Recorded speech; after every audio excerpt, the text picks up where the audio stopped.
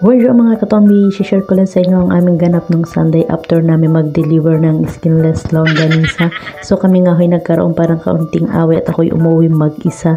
Pero nakakatawa ho, nagkita pala kami dito sa may bus stop at pakikita ho ninyo nakasibangot siya kasi ho nagalit siya sa akin.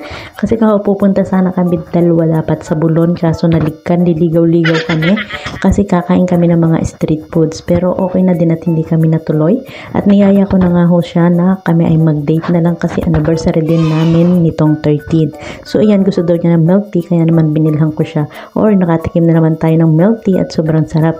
At kumain nga kami sa isang Japanese food at talaga namang piling mayaman lang tayo dito. Pero umorder nga ho ako ng masarap na pagkain at ayan na nga ho, nagtitingin-tingin si Bebe kung ano ang kanyang gusto. Yung palang gusto lang ho pala niya ay i-date ko siya.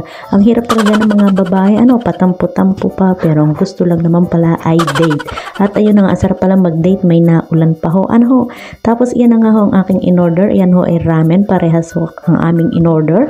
At siya ho ay sayang-saya at sabay nga ho kaming kumain. Ang sarap din mo pala sa feeling na minsan ay lumalabas kayo at meron kayong banding dalawa.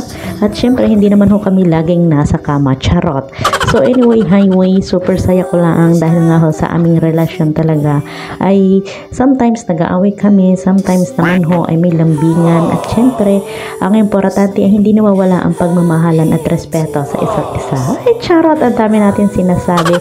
So, ayun nga ho at after ho namin kumain nga ay kami umuwi na rin at tuwan-tuwa naman ho ako dahil nga ho si Bebe ay nakakatawa lang din. Nung gusto lang pala niya ay ikain siya, ay di nawala ho ang galit niya.